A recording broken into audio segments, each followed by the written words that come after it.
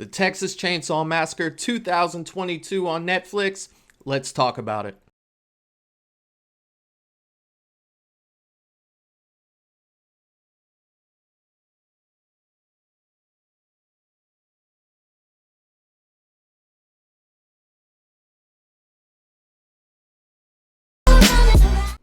Welcome back to Movies and Beyond. I'm your host, Michael.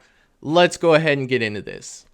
So, the Texas Chainsaw Massacre 2022 came out yesterday, February 18th on Netflix, and I watched it as soon as I woke up that morning. I had to sit on it for a day before I made this video to really think about what I liked about the movie and what I didn't. I didn't want to make a video directly after watching it, just because when you see a movie, sometimes after it sits with you for a little bit, you get a different opinion about movies. So I wanted to let it sit with me, and I feel pretty confident about how I feel about this movie at this point. So the movie starts off, typical Chainsaw Massacre. John Larroquette gives the opening monologue. It's typical John Larroquette. I feel like in a Texas Chainsaw Massacre movie, you need that. They do something creative, though. It's not just news clips at the beginning and then it starts another scene. They kind of blend it in. It goes from him talking about the events of 1973. If you didn't know already, this is a direct sequel to the original. So they're kind of doing the Halloween thing where they made a direct sequel to the original and said everything else that happened after that, it's gone. It's garbage, different timeline, and I'm definitely okay with that. So the transition happens. There is a girl in a gas station, and it goes from John Larroquette talking about the events of 1973, how Sally escaped at the end, and what she had been up to, and it kind of transfers over to a TV show that she's watching on the TV in a gas station. So I thought it was kind of a clever transition there, something a little different from the other Texas Chainsaw movies. And I don't want to spend a lot of time on it, but it was just something I immediately noticed and said, you know what, that's kind of cool how they did that. So from there, that this girl watching the show is one of 4 people that are on their way to Harlow, Texas to reinvent a town. The town is abandoned and they bought up all of the town, and they are going to update it and put in a bunch of shops. So I don't want to give you a play-by-play of everything that happens in the movie, scene by scene. But let's just say some stuff happens. They get to Harlow, Texas, which is abandoned. They see that there is a building with a Confederate flag hanging on there.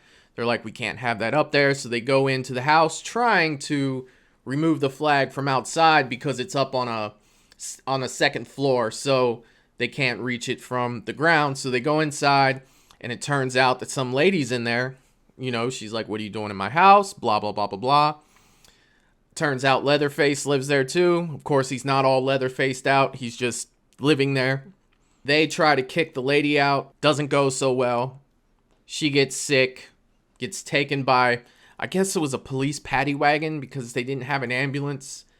And basically, Leatherface carries her in there and goes with her to the hospital.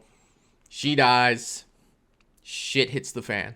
Pardon my language, but Leatherface loses it. And you can pretty much guess where it goes from there. So he's on a rampage, of course, kills everyone in there.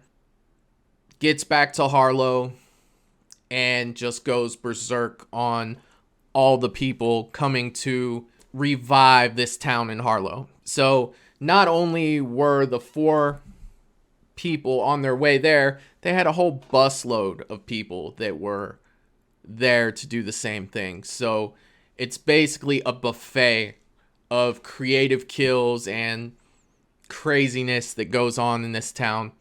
Leatherface gets his old chainsaw out, and you can pretty much guess what happens from there.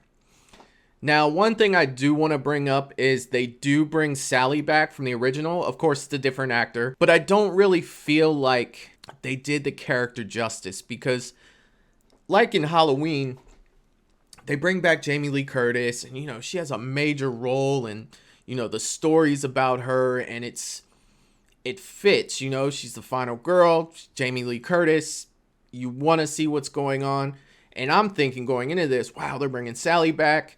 You find out early in the film that after she escaped, she became a Texas Ranger. She hunted Leatherface her whole career, never found him. Well, he was in that building, which was an orphanage, if I didn't mention that before. So he had hidden out there for the last 50 years. And they bring her back. A lot of things happen, and she finds out that he's going crazy there. So she beelines it there. She's got her shotgun. She goes after him. And it just didn't feel... I can't explain it. It was almost terrible. I really don't know if I want to use that word. I don't think it was that extreme, but it wasn't good. It really didn't matter if she came or not. This is a spoiler review, and I'm not going to give away everything. I'm sure that you want to see the movie for yourself, but to me, I feel like she just didn't matter. And there's some other holes that, I look at movies and I say, well, how'd that happen? Maybe I'm overly critical for what the movie is, but I mean, there's one point where, I won't say who, but someone gets a chainsaw shoved through them, lifted up in the air, shaken around, and then thrown like a rag doll. And then 5 minutes later, this person's still alive and able to use a gun. Now, they die shortly after from the wounds, but I'm pretty sure that if someone stabbed me with a chainsaw, flipped me around a little bit, I'm pretty sure I probably couldn't use a gun, especially 5 minutes after that happened. But anyway, I digress. It is a Texas Chainsaw movie. I'm not going to say it's super realistic. There are plot holes throughout. And no matter who makes the Texas Chainsaw movies, you're never going to get a 10 out of 10. I don't care who makes this movie. Spielberg comes in and does his Texas Chainsaw movie. It's not going to get a 10 out of 10. It is what it is. It's a guy with a chainsaw cutting people up. It's never going to get that high. But with them throwing a modern feel to it, it kind of helped the film out for me. For Leatherface being let's say he was 20 in the original, in 73.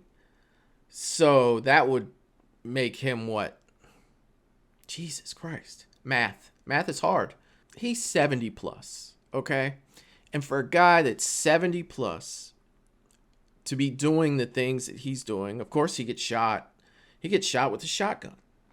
And he's still going. They never really make Leatherface supernatural, but you would almost have to kind of debate that point at this point, with him going through what he goes through at 70 years old and to still be throwing that chainsaw around like he is after being shot multiple times. So I don't know. Again, just another thing to think about when you're watching this movie. You don't go for it being a realistic approach to life because it's a Texas Chainsaw Massacre movie. So out of 10 stars, I will give the movie a 6.5. 6.5 out of 10. Knowing what it is, with 10 being a fantastic film, 5 being meh, it wasn't that bad. I could almost push it to a 7 because I was entertained. So, yes, I will change it. I will go 7 out of 10 stars for this movie. It's kind of being debated in my head a little bit, but that's okay. I can change my mind later if I want to, right? Don't hold it against me. For right now, I'm saying 7 out of 10. Definitely worth a one-time watch. Most people have Netflix. If you don't, somebody that has Netflix. You don't really have to pay anything for it. If you like horror movies, definitely worth at least a one-time watch. There's a lot of things I didn't go over in this, but I'm not going to go over everything. I'm sorry. Watch it. You'll like it. Maybe. Who knows? But anyway, I'm Michael. Please like and subscribe, and I will see you next time.